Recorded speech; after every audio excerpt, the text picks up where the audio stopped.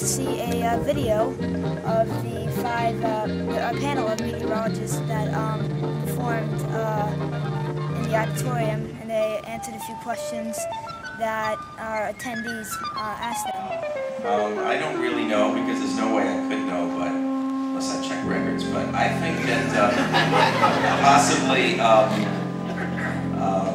my mother must have conceived me during a snowstorm or something. Because I mean, as far back as I could ever remember having a memory, I had this, incredible interest in weather, especially storms, most especially snowstorms. I couldn't sleep at night, I couldn't focus on school, I had to see the first flake, I had to look to see if the moon is getting obscured behind the clouds, because then it's getting really ready to start.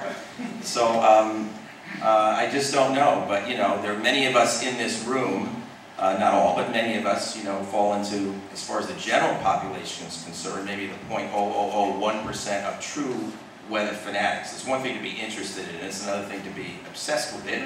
And even to this day, the threat or occurrence of snowstorms and nor'easters and juicy weather, still does it. So, I guess I'm lucky and privileged to have had an interest like that, and then really so fortunate to be able to have a long career doing that. But just in the blood is all I can say. I don't really know why.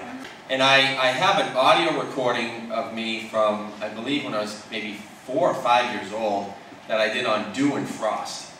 How that forms and everything. And so that's when it was. I was about 5 years old. And at that time I was watching, I must have been watching Don Kent.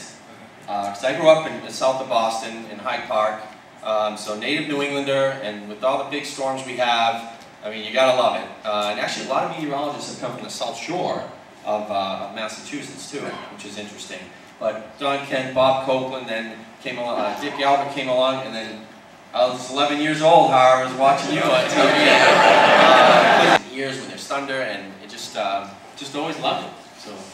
It's alright, Nick, I wasn't even born yet, so don't worry.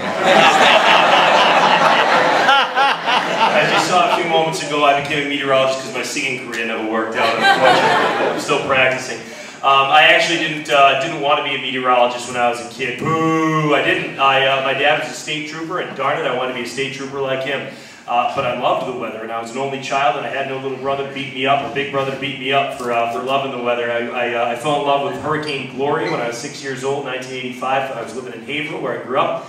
Storm came through, my dad's apple tree snapped, the driveway washed out, the road washed out. I thought it was the coolest thing in the world. Started tracking hurricanes every day.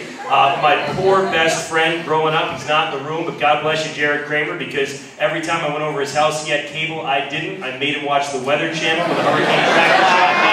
If it was 2 minutes past the hour, the tropical update came out at 50 past the hour. We sat there all the way for 48 minutes.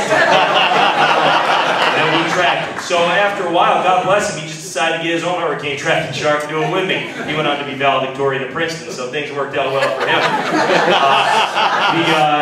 Beyond that, I always would cut the weather map out of the paper, put it in a photo album, look at it day after day, close my eyes, and try and picture, this is the age of about 10, try and picture where the storms are going, where the temperatures are going. I made better forecasts then than I do now.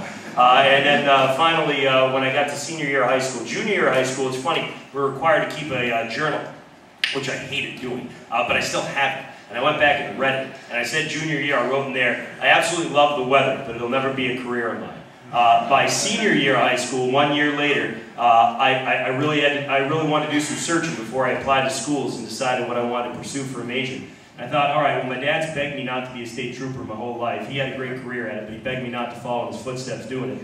And I thought, it's not possible to make your hobby your job, is it? I couldn't possibly get paid to do what I love, could I? And I thought, why not? Let me give it a try. So things worked out wonderfully from there. I owe Harvey actually a huge debt of gratitude for taking me. Let me get this out. At 14 years old, he had me and my parents come into the Weather Center, and he showed us all around Channel 7 at the time. He spent, honest to God, about 2.5 hours with me and my parents in the Weather Center, and that really absolutely solidified my love in my teenage years. I think that's a huge reason why by senior year I said, that's what I want to do. So thanks, Harvey. It's working out good. I was 29 years old at the time, and to me, even though it wasn't a warm weather system, of course. It was like having, you know, this blizzard and hurricane all in one, and it was like all of my weather fantasies were being realized at one time. Because I am, you know, winter weather nut first, then hurricane second, and then severe weather third. So for me, the big stuff is the snowstorms and hurricanes.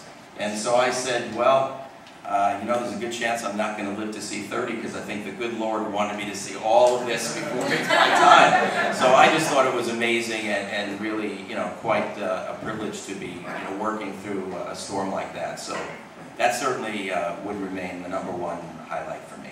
And of course, no, you know something, when I think about it, it's actually the #3 highlight.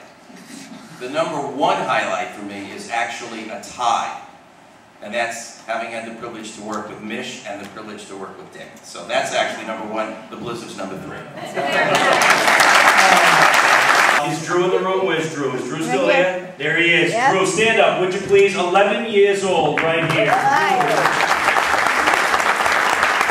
gotta tell you, Drew and I, thank you, Drew. Good job, buddy. Drew and I actually, we got to know each other on online chatting, didn't we? Right? On online chatting on my website. Until today, I thought Drew was a senior in a college meteorology program. He's got his own website, he issues his own forecast every day, all right? And he talks online like he knows everything, because he does know everything that's going on. You hooked on the weather? Yeah. You gonna be a meteorologist someday? Yeah. There you heard it right here. There he is. He'll take my job. He'll be sitting for another 20 years. Good job, buddy. You never know, but you know, when you give a forecast and then you kind of check what the other guys doing across the way, and 10 minutes later, and they said exactly what you just said, you kind of wonder.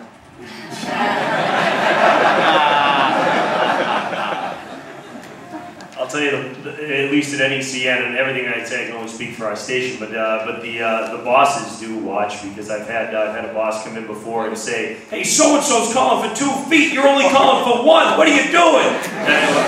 And we're doing what we think we need to do here, you know? But as for when I'm on in the morning, it's just, I mean, I think everyone would agree, when you're on the air, it's go, go, go. So, I mean, I would love to, honestly, I would love to watch everybody else when I'm on in the morning, just because I'd enjoy it, but I just don't have time to do it. That said, I just watched AJ last night, he did a damn good job. So I always flip around when I'm off, and I enjoy it. We have such a talented group of meteorologists in this city and in New England, and it is a true joy to get to watch every one of them work.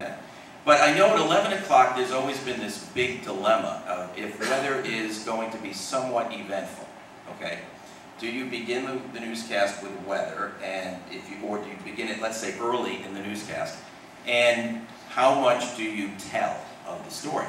Because from a business point of view, news management's concerned that you are now challenged by viewers' need to sleep. So, and the way things work is that ratings are broken into every 15 minutes. So, if somebody comes on at the beginning at 11 o'clock and tells the whole weather story, maybe there's, you know, upcoming little event for the morning, and they tell you exactly how it's going to be, and the amounts of snow and all this and that may be great, and you may, or people may appreciate that and say thank you very much, and now I can go to sleep, and then you have this big fall off for the second half of your newscast. So, we run into these dilemmas of, you know, do we use weather early, and if we do, how much do we tell of the story? And that is something that I will talk to the producers about. And generally, it seems that at our operation, it seems a little more conservative, to be honest with you, that they're basically saying, no, we'd rather hold you out, or, you know, people will want to hear your forecast, they're going to wait. And I'm saying, well, it's very nice, I hope you're right, but, you know, why would somebody wait if they feel they can get good information somewhere else 10 or 15 minutes early? You've got to really be thinking carefully about this, because this is a day and age where people have many, many choices of how they get their information.